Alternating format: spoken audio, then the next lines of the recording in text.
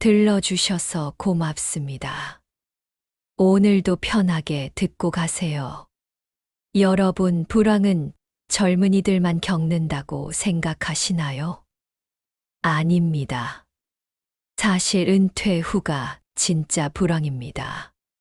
돈은 줄었는데 써야 할 곳은 더 많아지고, 몸은 예전 같지 않은데 지출은 점점 늘어나죠.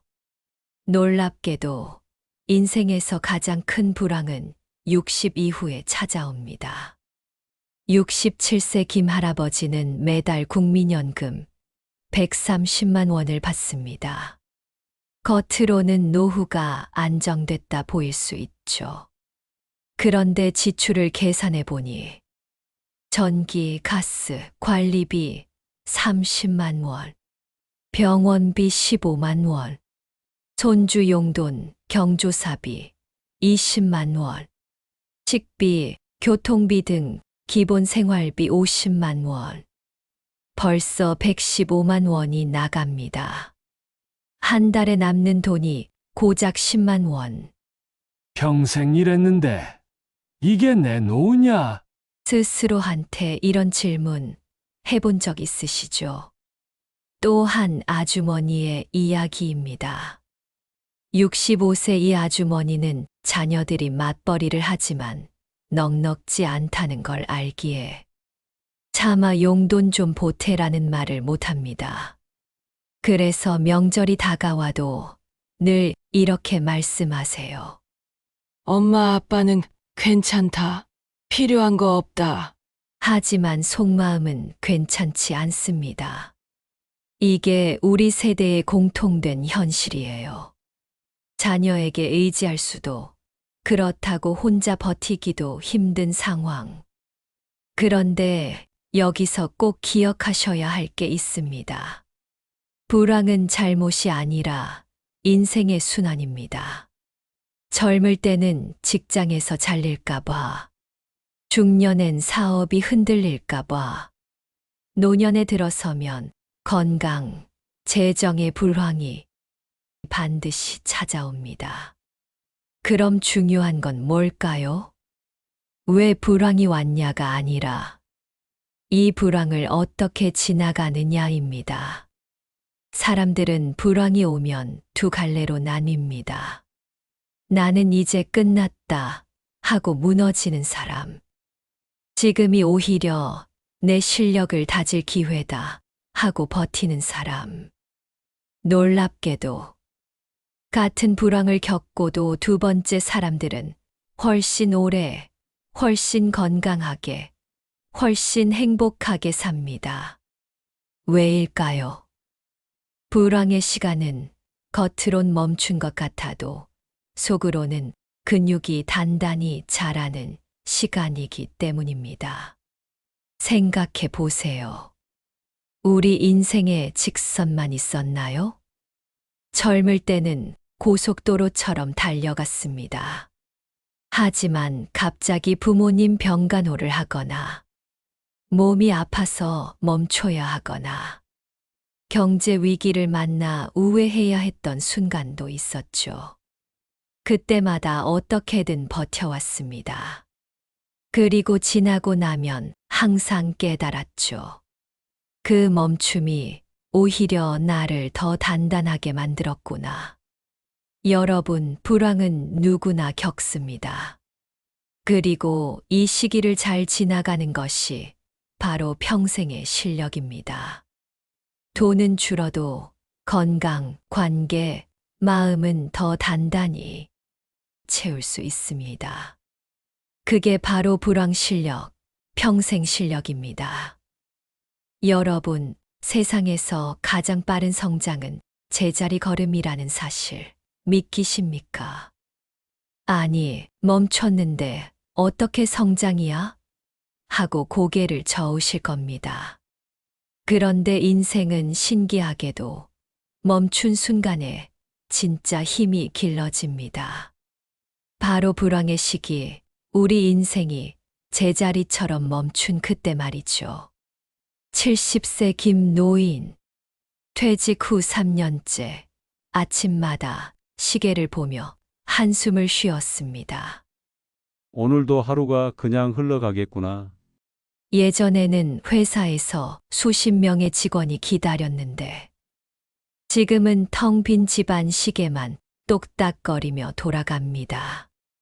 그러던 어느 날, 김 노인은 의사에게 혈압이 높다는 얘기를 듣고 걷기를 시작했습니다. 하루 딱 30분, 천천히 동네를 걷는 것. 처음엔 지루하고 무의미해 보였지만 두 달이 지나자 혈압이 내려갔습니다. 병원에서 매달 지출하던 약값이 5만 원 줄었죠. 연간 60만 원. 작은 돈 같지만 은퇴 생활에서는 큰 절약입니다. 겉으로 보면 멈춘 것 같아도 그 시간은 김 노인의 몸을 다시 단단히 세우는 전진이 되고 있었습니다. 여러분, 젊은 시절 체육 시간에 제자리 걸음 해보셨죠? 앞으로는 나아가지 않는데도 다리에 근육이 붙습니다. 인생도 똑같습니다. 빠르게 달릴 때는 주변을 못 보지만 잠시 멈추면 그제야 눈에 들어옵니다. 오랫동안 못했던 건강검진을 받는 순간 마음이 놓입니다. 고장난 수도꼭지를 고치며 배우자에게 여보, 이젠 집안일도 내가 챙길게라고 말할 수 있습니다. 아침에 배우자에게 잘 다녀와요라고 건네는 인사 한마디가 10년 묵은 벽을 허무는 계기가 되기도 합니다. 겉으론 돈이 안 되는 일 같지만 사실은 돈보다 값진 자산을 쌓는 일입니다. 많은 분들이 이렇게 말합니다. 돈을 벌어야 전진이다. 성과가 나와야 성장이다. 하지만 그건 절반만 맞는 말입니다. 몸이 아픈데 억지로 달리면 어떻게 될까요? 넘어져서 더 크게 다치죠. 길이 막혔는데 직선으로만 달리면 어떻게 될까요? 사고가 납니다. 인생도 같습니다. 속도를 줄이고 방향을 바꾸는 순간이 없으면 결국 더 빨리 무너집니다. 멈춤은 후퇴가 아니라 전진을 위한 준비 동작입니다. 생각해 보세요. 매일 담배 한 갑을 줄이면 5,000원 절약, 1년이면 180만 원. 하루 커피 한 잔을 집에서 내려 마시면 1,500원 절약, 1년이면 55만 원. 이런 작은 멈춤이 쌓여 은퇴 생활을 지탱하는 힘이 됩니다. 여러분, 멈춤은 낭비가 아닙니다. 잠시 속도를 줄이고 숨 고르며 관계와 건강을 챙기는 이 시간은 앞으로 더 멀리 가기 위한 도약의 준비입니다. 불황 속 멈춤은 전진을 위한 숨 고르기입니다. 여러분, 돈은 꼭 은행 통장에만 쌓이는 걸까요? 아닙니다. 진짜 부자는 습관 통장을 가진 사람입니다. 오늘의 습관이 내일의 현금이 되고 작은 선택이 평생의 자산이 됩니다. 68세 박 씨는 평생 피우던 담배를 끊었습니다. 그날도 편의점 앞에서 담배값을 꺼내려다 옆에서 손주가 묻습니다. 할아버지, 왜 또 기침해요? 그 말에 박 씨는 지갑을 덮고 대신 사과 한 봉지를 샀습니다. 담배 대신 사과, 소주 대신 두부. 그 작은 선택이 쌓이자 놀라운 변화가 왔습니다. 매달 5만 원씩 쓰던 약값 절반 절약. 담배값 1년치 180만 원 절약. 총 210만 원을 아낀 셈입니다. 무엇보다 숨이 덜 차고 손주와 공원에서 마음껏 뛰어놀 수 있게 됐습니다. 돈보다 값진 수익이죠. 65세 이 아주머니는 은퇴 후 허무했습니다. 하지만 매일 아침 일기장에 한 줄씩 적기 시작했습니다. 오늘 남편이 커피를 내려줘서 감사하다. 오늘 아침 햇살이 따뜻해서 감사하다. 처음엔 별것 아닌 낙서 같았습니다. 그런데 이 기록이 쌀이자 달라졌습니다. 경로당에서 이야기를 나누던 중 어르신들이 물었습니다. 그거 우리도 배워서 쓰면 좋겠다. 그때부터 아주머니는 작은 강연을 시작했습니다. 첫 강의비는 고작 5만 원. 하지만 한 달에 내 번만 해도 20만 원. 1년이면 240만 원이 됩니다. 하루 20분 습관이 연금 외 부수입으로 이어진 거죠. 많은 분들이 말합니다. 지금 당장 돈이 안 되면 무슨 소용이냐. 하지만 인생은 다릅니다. 걷기는 오늘은 땀이지만 내일은 병원비 절약입니다. 일기는 오늘은 낙서지만 내일은 강연 수입이 됩니다. 배움은 오늘은 글씨 연습이지만 내일은 내 경험을 파는 일로 변할 수 있습니다. 작은 습관이 곧 미래 돈입니다. 하루 500원 아끼기 1년이면 18만 원. 하루 커피값 1,500원 줄이기 1년이면 55만 원. 하루 30분 걷기 병원비 월 5만 원 절약 1년이면 60만 원. 이 셋만 합쳐도 1년에 133만 원. 10년이면 무려 1,300만 원이 됩니다. 여러분, 작은 습관은 절대 작은 게 아닙니다. 오늘의 500원, 오늘의 10분, 오늘의 한 줄 기록이, 내일은 100만 원, 1년 뒤엔 1,000만 원.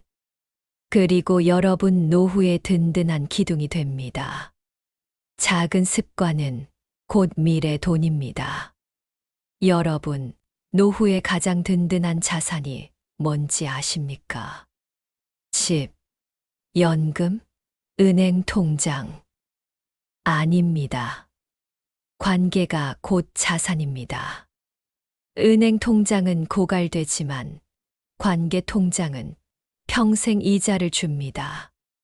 72세 최 씨 부부는 평생 맞벌이를 하며 살았습니다. 아내는 새벽같이 출근하고 남편은 2시간 뒤에 출근했습니다. 그래서 아내는 평생 동안 남편의 출근, 인사 한 번 제대로 못 봤습니다. 퇴직 후 어느 날 아내가 부엌에서 아침을 차리는데 남편이 느긋하게 넥타이를 매고 있었습니다. 그 모습을 본 아내는 순간 멈칫했습니다. 그리고 아주 어색하게 여보, 잘 다녀와요. 남편도 놀란 듯 천천히 웃으며 대답했습니다. 다녀올게. 그 짧은 대화 한마디가 수십 년 쌓인 벽을 조금씩 허물기 시작했습니다. 관계 통장의 첫 입금이 이루어진 순간이었죠. 66세 박 아주머니는 퇴직 후 무료한 마음에 김치 한 통을 담아 옆집에 건넸습니다. 김치 조금 남았는데 드셔보세요. 이웃은 고맙다며 미소를 지었고 그날부터 두 집은 반찬을 서로 나누기 시작했습니다. 얼마 뒤 남편이 갑자기 쓰러졌을 때 가장 먼저 달려와 구급차를 부른 사람은 바로 그 옆집 이웃이었습니다. 돈 한 푼 들이지 않고 쌓은 관계, 자산이 위기의 순간 가족보다 더 큰 힘이 된 겁니다. 우리는 흔히 돈이 있어야 안전하다고 믿습니다. 하지만 심리학에서는 이렇게 말합니다. 감정 통장에 예금하지 않은 사람은 위기 때 꺼낼 수 있는 게 없다. 젊어서 일하느라 소홀했던 부부 관계, 체면 차리느라 멀어진 형제 관계, 바빠서 소홀했던 이웃 관계. 이건 지금이라도 반드시 채워야 합니다. 배우자와 함께 건강검진을 챙기면 간병비 수백만 원 절약할 수 있습니다. 이웃과 반찬을 나누면 한 달 식비 10만 원 절약도 가능합니다. 손주와 정서적 유대를 유지하면 치매 예방 효과가 있다는 연구도 있습니다. 치매 치료비는 평생 수천만 원이 들어가죠. 관계는 돈보다 큰 절약이자 눈에 보이지 않는 수익입니다. 여러분, 돈이 바닥나도 관계가 채워져 있으면 절대 무너지지 않습니다. 남편과의 아침 인사 한마디, 이웃에게 건넨 김치 한 숟가락, 손주와의 짧은 통화 한 통. 이 모든 게 쌓여 여러분의 가장 든든한 관계 자산이 됩니다. 관계야말로 눈에 보이지 않는 최고의 노후 자산입니다. 여러분, 사업이 망하면 다시 일어설 수 있습니다. 하지만 멘탈이 무너지면 아무것도 못합니다. 돈도, 건강도, 관계도 지켜낼 수 없습니다. 그런데 놀랍게도 연필 한 자루와 공책 한 권이면 멘탈을 끝까지 지킬 수 있습니다. 그게 바로 감사일기입니다. 69세 박 어르신은 은퇴 후 매일 아침 눈을 떠도 할 일이 없어 무기력했습니다. 이제 내 인생은 끝났다는 생각이 떠나지 않았습니다. 하루 종일 TV만 켜둔 채 소파에 앉아 한숨만 내쉬곤 했습니다. 그러던 어느 날 친구의 권유로 감사일기를 시작했습니다. 첫날 연필을 잡은 손이 떨렸습니다. 억지로 겨우 이렇게 적었습니다. 오늘 아내가 된장찌개를 끓여줘서 감사하다. 다음 날은 손주가 전화해줘서 감사하다. 처음엔 한숨을 쉬며 억지로 썼지만 한 달이 지나자 마음의 작은 변화가 찾아왔습니다. 그래, 아직 나한테 이런 게 남아있구나. 그때부터 박 어르신은 하루하루를 조금씩 다르게 살아가기 시작했습니다.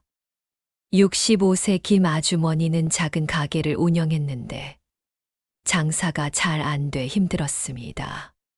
설상가상 직원 한 명이 찾아와 말했습니다. 사장님, 그만두겠습니다. 그 순간 김 아주머니는 의자에 털썩 주저앉았습니다. 이제 정말 끝인가? 하지만 그날 밤 감사일기에 이렇게 썼습니다. 직원이 나가서 감사하다. 나에게 새로운 길을 찾을 기회를 줬으니. 믿기지 않겠지만 이 사건을 계기로 김 아주머니는 온라인 판매를 시작했습니다. 몇 달 뒤 가게 매출은 오히려 이전보다 더 늘어났습니다. 절망 같았던 사건이 감사일기 덕분에 반전이 된 것입니다. 심리학에서는 이렇게 말합니다. 감사는 사건의 앞면이 아니라 뒷면을 보게 만든다. 눈앞에서 보면 절망이지만 뒤집어 보면 기회가 숨어 있다는 뜻입니다. 감사를 기록하는 순간 사람은 본능적으로 문제 뒤에 있는 답을 찾게 됩니다. 그래서 감사일기는 멘탈을 무너지지 않게 만드는 최강의 백신입니다. 연구에 따르면 감사일기를 쓴 사람은 우울감이 절반 이하로 감소했고 수면의 질이 25% 향상되었습니다. 병원비 절약, 약값 절감, 면역력 강화까지.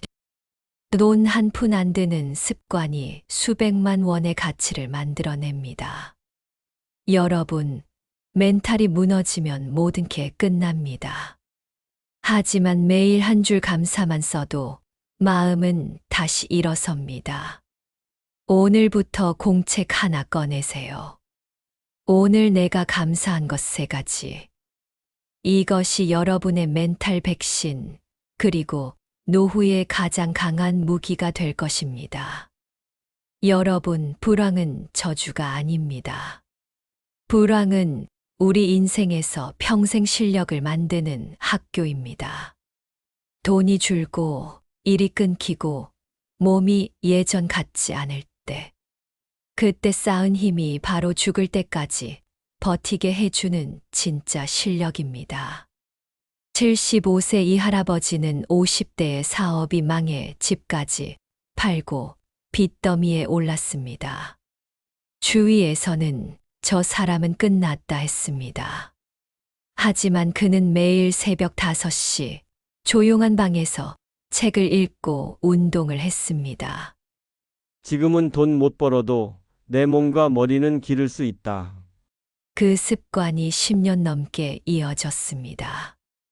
60대에 다시 강사로 재기해 지금도 한 달에 45번은 강연을 다닙니다.